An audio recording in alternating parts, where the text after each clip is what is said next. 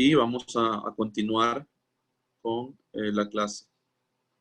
Vamos a desarrollar un problema, que sería el problema 5.17.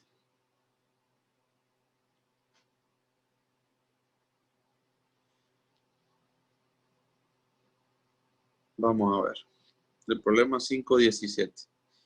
Recapitulando un poquito para que nos pongamos todos en contexto, lo que hemos estado desarrollando en estos últimos días es el concepto de potencial eléctrico y nos hemos centrado en cálculos directos de potenciales por medio de la definición, que es una integral, ¿verdad? Nos hemos centrado en lo que es una esfera con densidad volumétrica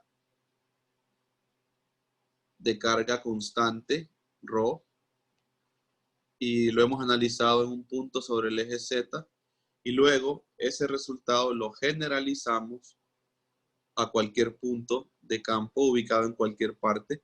Incluso también lo generalizamos a un punto en que la esfera me la pueden mover de lugar. Y vimos que ese campo y ese potencial eléctrico, dependía de la posición. Luego, a partir de ese potencial, generamos el campo eléctrico y a partir de ese campo eléctrico construimos, al interactuar con una carga puntual, la fuerza eléctrica. Y llegamos exactamente a los mismos resultados que habíamos obtenido en la sección 2.5. La sección 2.5 es muy similar a la sección 5.2 en la que estamos ahorita. Y son conceptos muy similares. Luego vimos también una esfera uniformemente cargada, pero con carga superficial, o sea que solamente está cargada la superficie de la esfera. Y llegamos también al potencial del día de ayer, ¿verdad? Que dentro de la esfera el potencial era constante y fuera de la esfera sí dependía de la posición. También este resultado se podría generalizar, como ustedes ya pueden hacerlo, ¿verdad? Para cualquier punto de campo arbitrario. Solo que siempre por simplicidad se escoge el eje Z. Entonces en el problema de ayer solamente nos pedían hallar el potencial, no nos pedían hallar nada más. Entonces por eso no hemos encontrado nada más. También hicimos el problema 5.8. El problema 5.8 ya la esfera estaba movida y también estaba movido el punto de campo y era un punto de campo arbitrario. Y calculamos el potencial y a partir de este, el campo eléctrico. Entonces, esa es un poquito la recapitulación que hemos hecho. Hemos trabajado mucho nada más con la ecuación, con la definición de potencial. Y la hemos aplicado a diferentes tipos de configuraciones. Hoy vamos a volver a usar la definición de potencial, pero la vamos a trabajar para una carga distribuida con densidad superficial sigma constante, ya sobre un círculo. Ya no estamos hablando de una esfera. Ya cambia la figura. Entonces, vamos a ver cómo se comporta y en qué tipo de sistema de coordenadas vamos a trabajar este problema. Dice, existe carga distribuida con densidad superficial sigma constante sobre un círculo de radio A en el plano XY, con centro en el origen. Demostrar que el potencial de un punto sobre el eje Z está dado por, y tenemos que llegar a esa expresión que se muestra en pantalla, ¿verdad? Esa sería como la primera parte del problema. Luego le hice verificar que esto da 3-15. 3-15 es otra ecuación que más adelante la vamos a checar. Y luego dice que ocurre con phi a medida que A se vuelve muy grande. Luego también hacen otra pregunta, ¿cuál es el menor valor de Z para el que el potencial producido por este círculo puede calcularse como si se debiera a una carga puntual sin incurrir en un error mayor del 1%? Entonces, el problema es bien completo, este problema es bien bonito y este problema es muy interesante analizarlo desde varias perspectivas ahí que pide el libro, que ocurre a medida que A se vuelve muy grande, etcétera, ¿verdad? Entonces, primero a lo primero, calcular el potencial, demostrar que da esa ecuación 5-50. Entonces, vamos a partir de la definición de potencial. Vamos a hacer un bosquejo de la figura para entender lo que está sucediendo ahí.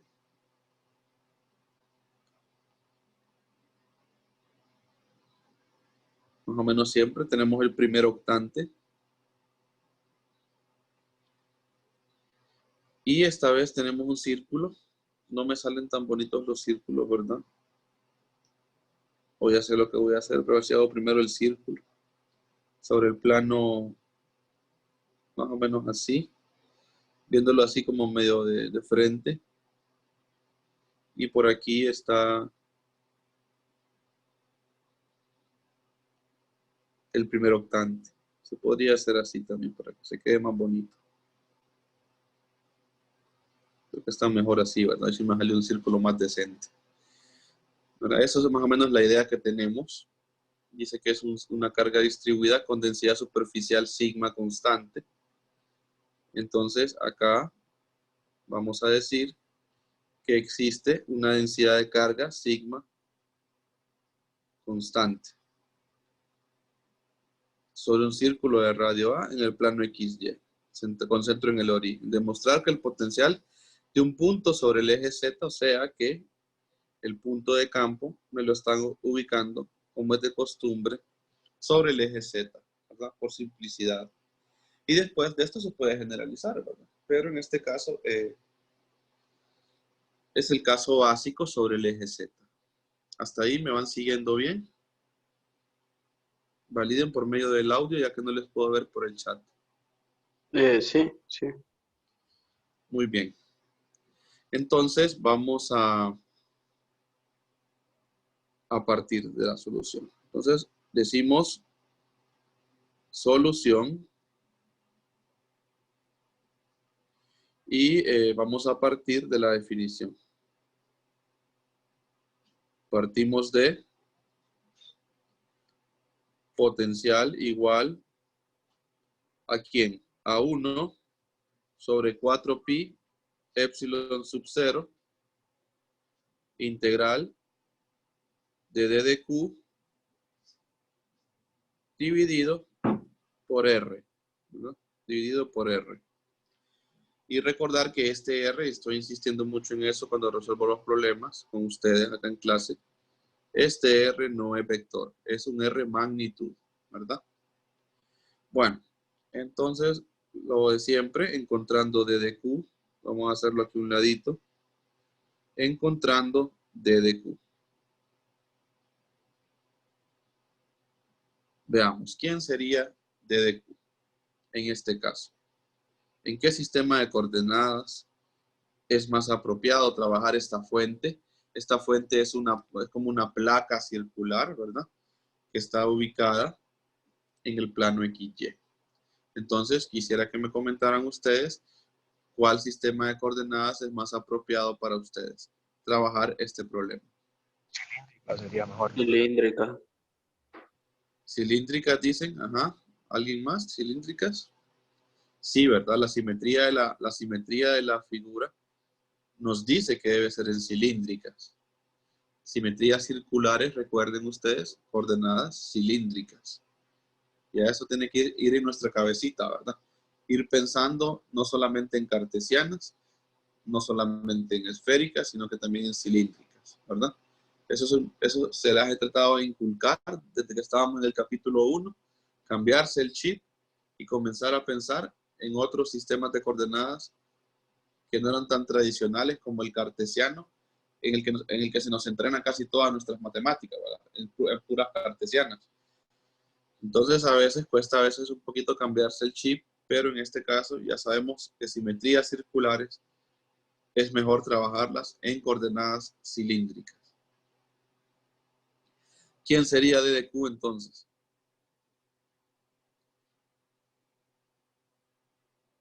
Sigma por d de a, ¿verdad? ¿Y quién sería d de a? Rode de phi. Rode de phi. ¿verdad? Las coordenadas que definen el área que definen, ¿verdad? Son la coordenada ρ y la coordenada φ, ¿verdad?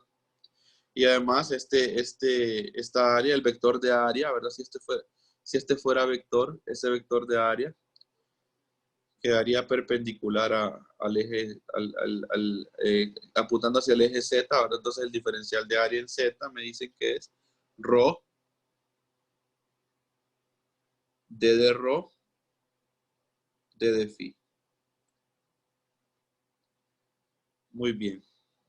En el día de ayer comentábamos que el radio era constante en el segundo problema que hacíamos, porque la integral dependía nada más de teta y de phi. Entonces la pregunta que yo les hago ahorita, este radio, yo lo puedo poner constante, ese error puedo poner A o no es constante. ¿Cómo me doy cuenta si una variable es constante o no es constante en mi problema? Con el diferencial. Por el diferencial, correcto. Entonces siempre fíjense en los diferenciales. Si se fijan, les estoy haciendo preguntas conceptuales así para que afianzarles en qué deben estar atentos siempre. Porque son preguntas comunes que suceden, que no saben cuándo el radio es constante, cuándo el radio es variable. Entonces siempre fíjense en el diferencial, ¿de acuerdo? Siempre. En este caso, si nos fijamos en el diferencial, vamos a integrar en ρ y en phi, por tanto el radio no puede ser constante, ¿verdad? ¿De acuerdo? Muy bien. Ya tengo el d de q. Ahora habría que hallar el r, ¿verdad? El r. Entonces, siempre nosotros trazamos los vectores para poder determinar el r, ¿verdad? Recordemos acá, encontrando r, pongamos. Recordemos que el r vector siempre hay que encontrarlo, aunque no lo usamos como vector aquí, pero hay que encontrarlo porque usamos su magnitud, ¿verdad? R es igual a R menos R'. Entonces, nuestro R, ¿quién sería? El vector que va del origen al punto de campo, ¿verdad? O sea, este de acá. Ese sería el vector R. ¿Y quién sería la fuente? El vector R'. El vector R',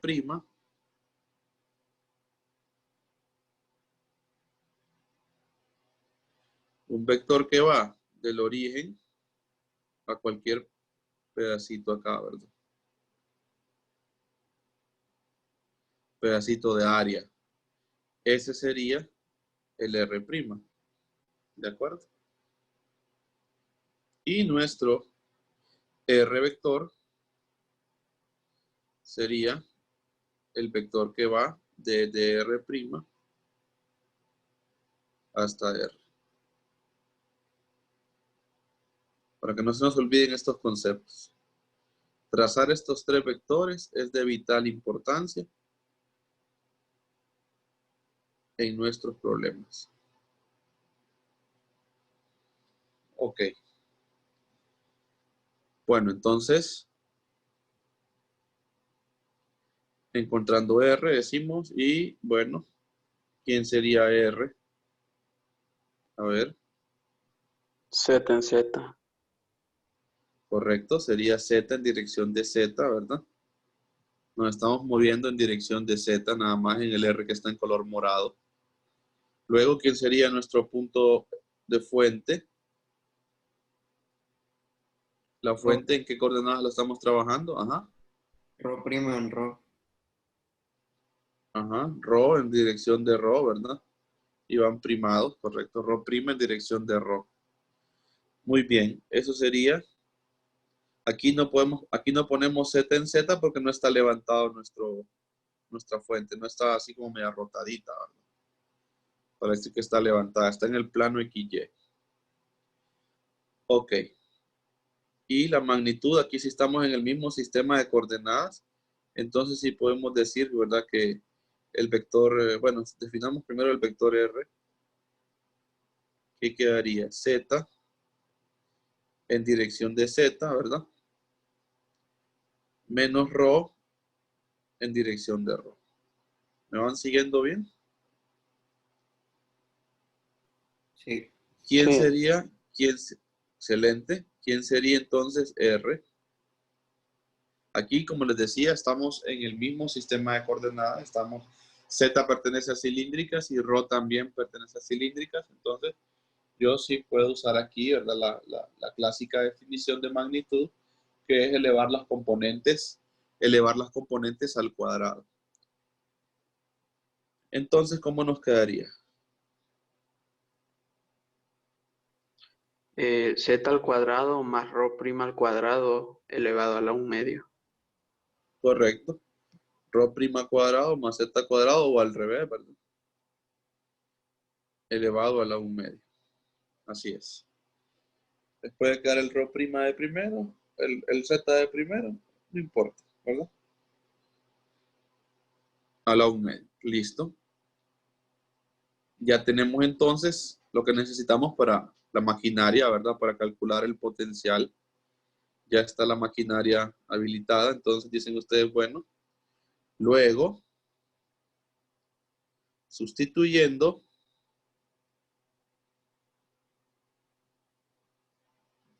¿cómo nos quedaría? Phi es igual a 1 sobre 4pi epsilon sub 0, integral, nos va a quedar una integral doble, ¿verdad? De d de q, que sería sigma ρ', d de ρ, d de phi. Y eso dividido por ρ' cuadrado más z cuadrado a la 1/2. Ahora escojamos los límites de integración. ¿De dónde a dónde iría ρ? De ¿De 0 dónde a a, dónde iría ρ? de De 0 a, 0 a... Muy bien. ¿Y phi? 0 a 2 pi. de 0 a 2. Tenemos el círculo completo. Ahora antes sería de 0 a 2pi. De 0 a 2pi. Muy bien. Entonces, ahora toca integrar, ¿verdad? Integremos a ver qué se podría hacer de un solo. La integral de phi, ¿verdad? Se podría hacer de un solo. ¿Lo ven todos? Sí. En la expresión no depende nada de phi, entonces siempre hacemos aquel acomodo especial, acomodamiento de las integrales.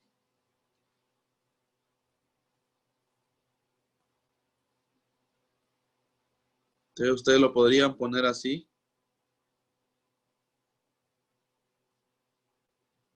De hecho, el sigma puede salir porque es una constante. Y les quedaría aquí ρ', d de ρ, dividido por ρ' cuadrado más z cuadrado a la 1/2. Ahí vamos bien, ¿verdad? Ya saben, ustedes siempre validen lo que yo voy haciendo. Al resolver la integral, ¿cuánto da la integral de phi? 2 pi. 2pi, ¿verdad? ¿Todos de acuerdo? Sí. Ok, entonces esto da 2pi. 2pi. Al simplificar, nada más nos queda esto, entonces se cancelaría el pi, ¿verdad? Y el 2 con el 4. Queda sigma sobre 2 epsilon sub 0. Integral de 0 a de esto que está acá. Lo voy a copiar para no volverlo a escribir.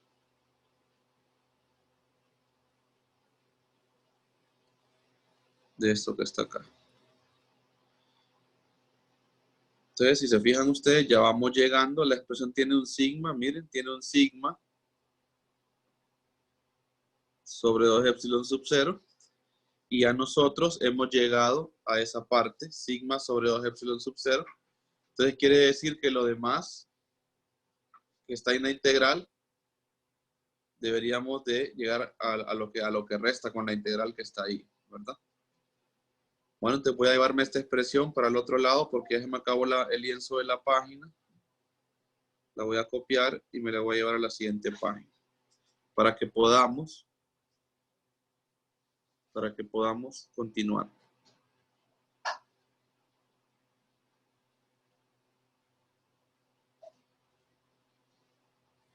¿Ok? Veamos entonces cómo nos queda la forma de esta integral. ¿Cuál sería la forma de esta integral? Siempre colocamos la forma de las integrales. Nos quedaría integral de u, d de u, sobre rho prima cuadrado.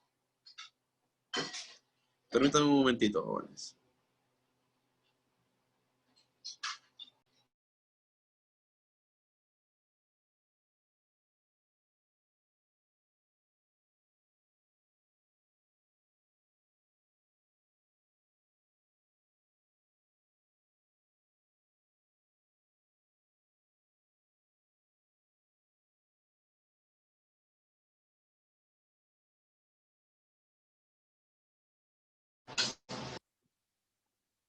Bueno, continuemos. Tenemos entonces acá que la forma de la integral es u de du, dijimos. Y quedaría acá u cuadrado más a cuadrado a la 1 medio, ¿verdad? Esa sería la forma de la integral. ¿Tienen las tablas de fórmulas a mano? ¿Se acuerdan cuánto daba esa integral? Busquen en las tablas de fórmula. Raíz cuadrada de u cuadrado más a cuadrado. Ajá. Raíz cuadrada, me dicen, de u cuadrado Más a cuadrado. más a cuadrado. U cuadrado más a cuadrado a la 1 medio, ¿verdad? En nuestro caso, ¿quién sería? Siempre me gusta que hagamos eso, ¿verdad? ¿Quién sería u? Entonces, u sería rho, ¿verdad? Está más sencilla de ver, no tiene tantas expresiones combinadas ahí. U es igual a rho, ¿verdad? Y a cuadrado, ¿verdad? Es igual a z cuadrado. Bueno, entonces, hagamos la integral, desarrollémosla. Entonces, nos quedaría phi es igual a sigma sobre 2 epsilon sub 0. Y ya sabemos la respuesta de esa integral, que quedaría rho cuadrado, rho prima cuadrado, más z cuadrado, todo a la 1 medio, ¿verdad? O la raíz cuadrada, como tenían ustedes. Y eso evaluado de 0 a a. Si evaluamos eso, entonces, evaluemos la integral. Veamos a la expresión a la que llegamos.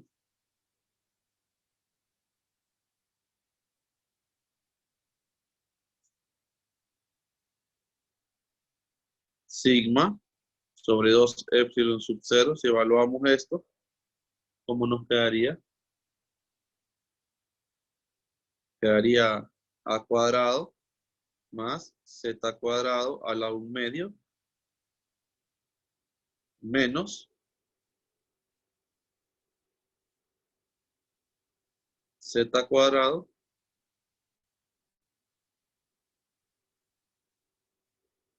a la 1 medio. Ahorita lo voy a dejar así nada más para que veamos. Ahora comparemos la expresión a la que tenemos que llegar. Ahí tenemos una expresión ya evaluada la integral. Veamos la otra expresión. Miren, ya se parece mucho. Tenemos, desde ya ratos, teníamos el sigma sobre 2 epsilon sub 0. Tenemos también ya esta parte, a cuadrado más z cuadrado a la 1 medio. Y nos hace falta hacer este valor absoluto de z. ¿Cómo hacemos que aparezca el valor absoluto de z?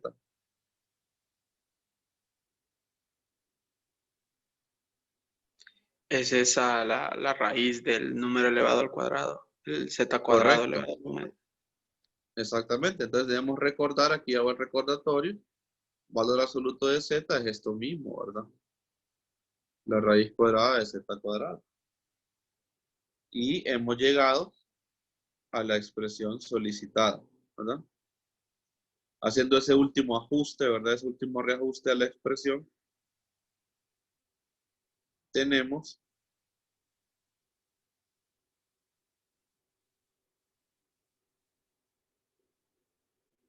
lo solicitado. A al cuadrado más z al cuadrado a la 1 medio menos el valor absoluto de z. Hasta ahí. ¿Ha quedado todo claro?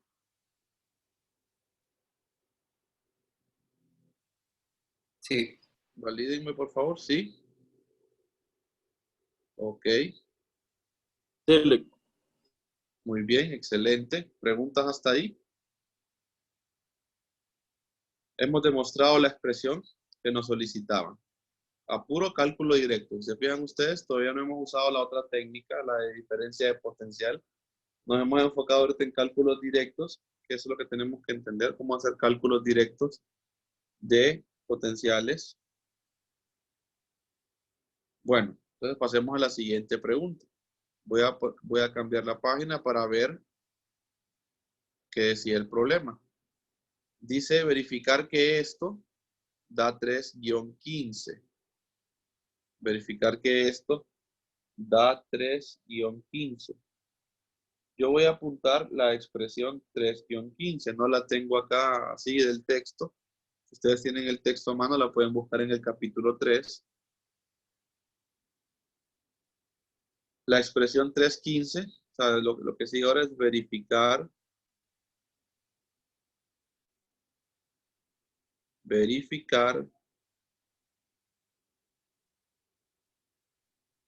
que ese potencial genera que el potencial anterior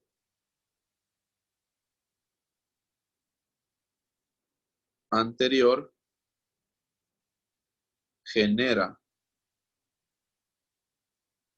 la expresión que a continuación les voy a colocar.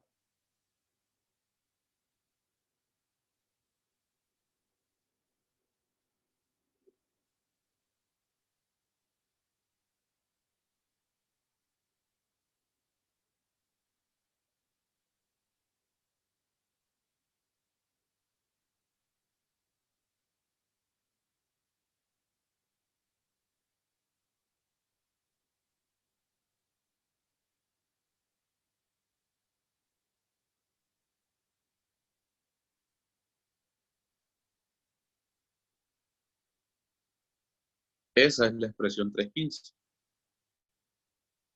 Y nos han pedido que, partiendo del potencial anterior, seamos capaces de generar la expresión que está en pantalla ahorita. ¿Cómo lo podemos generar? A ver si hemos entendido los conceptos. ¿Cómo se puede generar un campo eléctrico a partir de un potencial? Es el gradiente del potencial. El gradiente del potencial, correcto. Ya lo hicimos ayer, ¿verdad? Sacábamos el campo a partir del gradiente. Lo hicimos anteayer también con la esfera, ¿verdad? Entonces saquemos el gradiente. Así, bueno.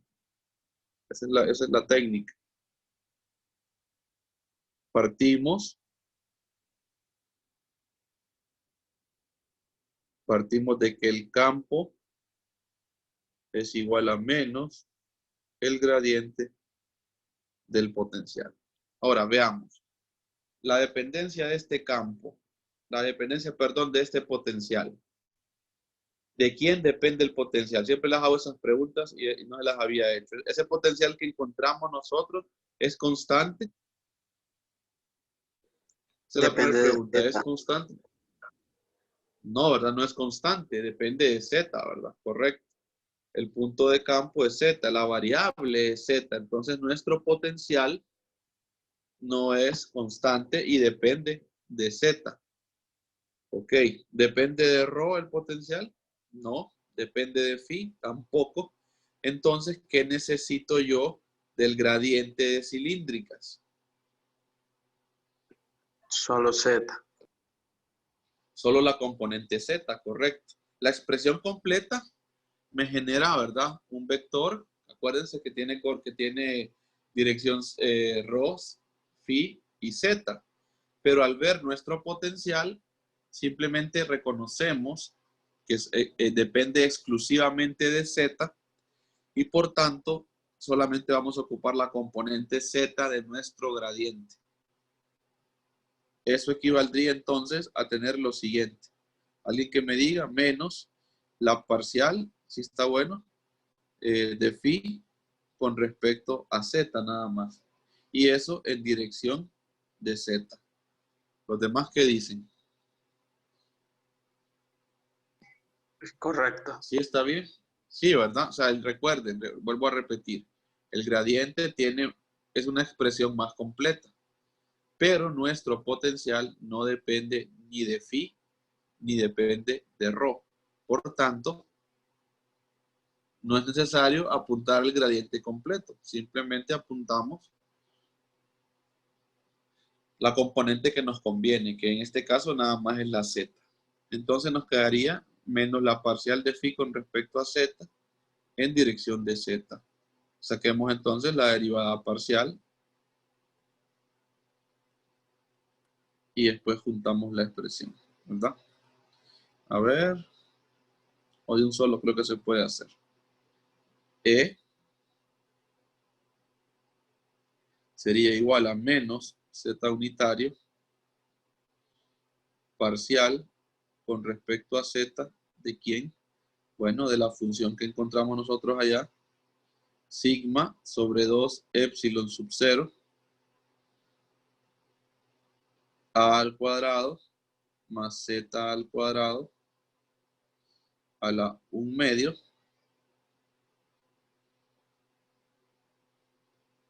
menos valor absoluto de z. Cierro el primer corchete, cierro el segundo corchete. Eso es lo que tenemos que hacer.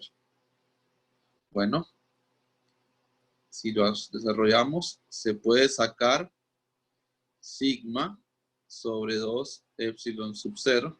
Y se fijan ustedes, ya nos aparece, vamos por buen camino, porque ya nos aparece aquí esto, miren. ¿Lo ven? Eso mismo es esto que está acá, ¿verdad? Solo que aquí tenemos el menos todavía. Y ahí arriba no tenemos el menos. Pero vamos por buen camino. Ok. ¿Qué sería entonces? Salen de la derivada parcial. Entonces la derivada parcial prácticamente lo que nos queda es esto. La derivada parcial de esta expresión. A al cuadrado más z cuadrado a la 1 medio menos valor absoluto de z. Y esa expresión es una suma, o sea, es una suma de dos términos. Entonces el operador se aplica propiedad distributiva, o sea que el operador de derivada aplica al primer término, menos aplica también al segundo término, ¿verdad? ¿Cómo nos quedaría la derivada del primer término? Menos z unitario sigma sobre 2 epsilon sub 0. ¿Cómo quedaría la primera derivada? ¿Cuánto es la derivada de esta expresión? De esta. Hagámosla, a ver. 1 medio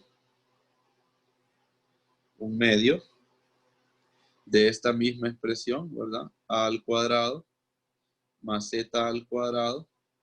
1 medio menos 1 es menos 1 medio, ¿verdad? A la menos 1 medio por la derivada interna. La derivada interna, ¿quién es? 2Z. 2z, correcto. Y esa sería la derivada de la primera expresión. Menos la derivada de la segunda expresión. ¿Cómo se saca la derivada del valor absoluto? A veces en cálculo esos problemas de valores absolutos son los que le ponen la llave a uno. Yo recuerdo cuando yo llevaba cálculo, que no me enseñaron bien eso de los valores absolutos y entonces yo les tenía miedo, ¿verdad? Esos valores absolutos y al final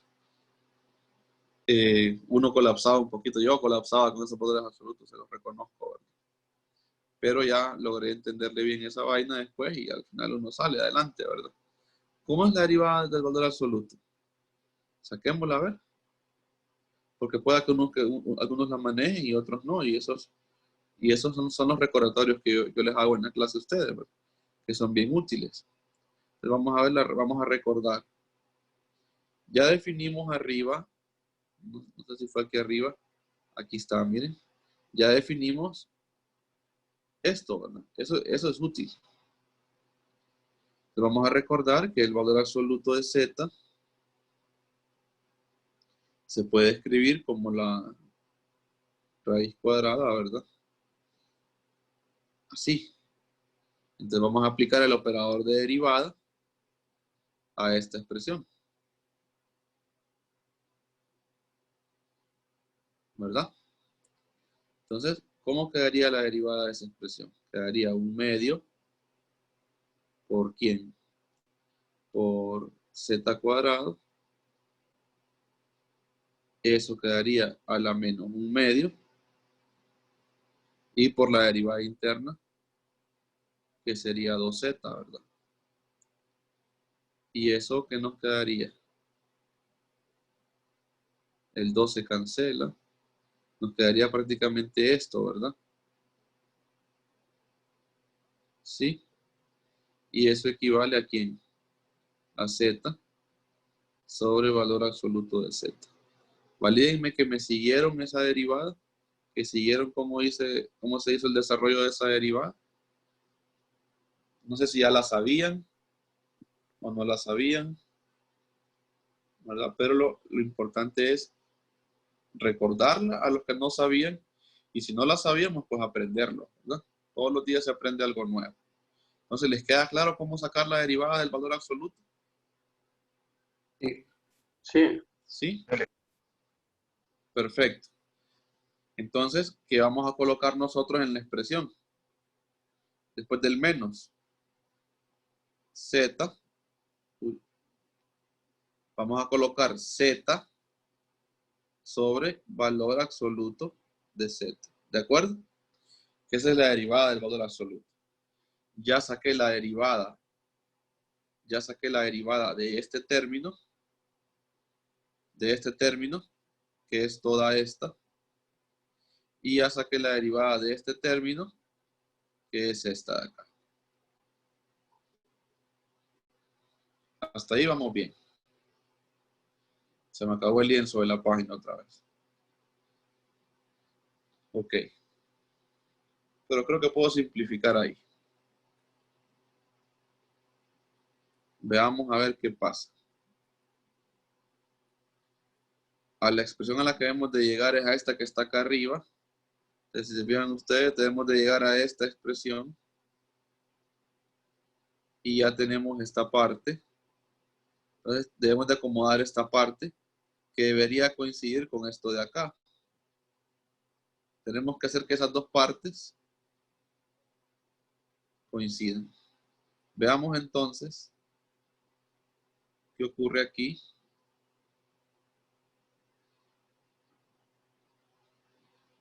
De entrada este se puede ir con este. ¿Lo ven? S2. Que coloqué en color verde.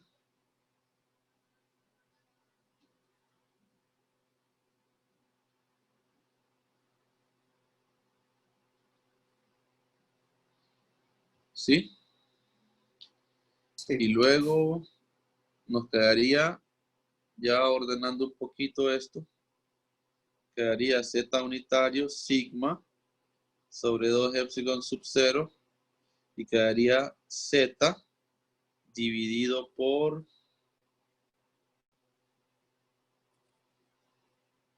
A al cuadrado más Z cuadrado a la 1/2. Así es.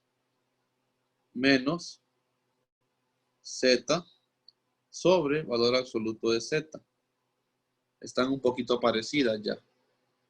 Pero aquí, si se fijan ustedes a la que debemos llegar, se ve todavía una colita aquí en la pantalla, aquí están las dos. Esto de acá está como factor común, si se fijan. Esto de acá. Entonces vamos a sacar de factor común Z sobre valor absoluto de Z, para dejarlo igual que el texto. Voy a ver si puedo correr esto para acá. ¿No sería sacar negativo Z entre valor absoluto de Z como factor común? Sí, también el menos, para que se nos cancele con el otro. Sí, así sería, perfecto. Se me adelantó, eso está bien. Se nota que están en clase, eso me agrada mucho, ¿verdad? Sí, eso es lo que les iba a contar, de que saquemos el menos. Saquemos el menos, entonces sacaríamos, bueno, y al sacar el menos se va a cancelar, ¿verdad? Si sacamos el menos, con todo y menos, se cancela con este menos de acá y entonces ya queda la expresión como la queremos, positiva, ¿verdad? Y al sacar de factor común el menos, aquí colocamos Z sobre valor absoluto de Z. Y aquí nos quedaría un 1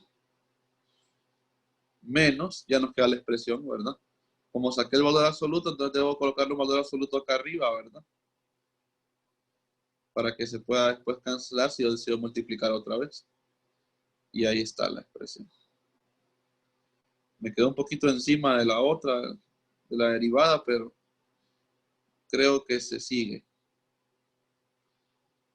Se sigue, hemos llegado, lo hemos demostrado. Y eso es un punto a nuestro favor. Porque quiere decir que nuestro entrenamiento en 3.21 va por buen camino. Ahí está. Hemos llegado a lo que pedía el libro de texto. Hasta ahí, muchachos. ¿Vamos bien? Si se fijan ustedes, lo hemos hecho despacio, pero la idea de hacerlo despacio es que la mayor parte de las dudas se vayan aclarando. Recuerde que una de las desventajas que tengo yo como docente de la clase en línea es que no les estoy viendo las caras, ¿de acuerdo? Porque estoy proyectando la pantalla también, entonces es un poquito más lento porque voy tratando de hacerlo despacio para que me vayan siguiendo de forma clara. Entonces, por eso se puede decir que es un poquitito más lento, pero en la medida que ustedes interactúen mejor conmigo en la clase, pregunten, me vayan siguiendo, me validen por el audio que me van siguiendo, yo puedo ir avanzando un poquito más rápido. Tampoco llevarnos a la carrera, ¿verdad? Pero sí avanzar un poquito más rápido para que podamos sacar el mayor provecho en la hora clase, porque es una hora que a veces se va bien rápido, ¿verdad? Nos entretenemos todos porque es bien entretenida la clase por todos los cálculos que lleva y entonces a veces se nos va un poco el tiempo. Hasta ahí me siguieron bien entonces. Hemos encontrado el potencial y a partir del potencial encontramos el campo eléctrico. Valídenme que lo hayan seguido bien. Sí, Claro. Sí, muy bien. Ok, entonces la otra parte son análisis que debemos hacerlos despacio, no a la carrera. Ya estamos casi sobre tiempo. Las otras preguntas que piden son dos preguntas bien importantes que las voy ahorita a resaltar con resaltador. Esta, ¿qué ocurre? Confía a medida que A se vuelve muy grande. Esa es una pregunta que nos hacen. Y la otra pregunta que nos hacen es esta de acá. ¿Cuál es el menor valor de Z para el que el potencial producido del círculo puede calcularse como si se debiera una carga puntual sin incurrir en un error del 1%? Son dos preguntas que nos hacen bien importantes de analizar, que es bueno analizarlas despacio y no las vamos a hacer a la carrera ahorita, ¿verdad? Para que quede bien claro. Entonces las haríamos en la siguiente clase para que nos pueda quedar clara la idea de qué ocurre. Confía a medida que A se vuelve muy grande y la última que es la más tediosa, ¿verdad? De cómo sacar eso desde sin incurrir en un error del 1%. El menor valor de Z para el que el potencial producido por este círculo pueda calcularse como si se debiera una carga puntual. Ya es una comparación, ya hay un porcentaje ahí, ¿verdad? Porque hablamos de un error mayor del 1%. Entonces es bueno hacerlo despacio y con calma. Es bien bonita esa parte, ¿verdad? Porque hay que usar conceptos que ustedes ni se imaginan que iban a usar en 321, ¿verdad? Que son conceptos de cálculo, ¿verdad? Que son de cálculo 2 especialmente. De cálculo 2 especialmente, ¿verdad? Vamos a quedarlo por ahí. Voy a terminar la grabación y vamos a dar simplemente algunos avisitos.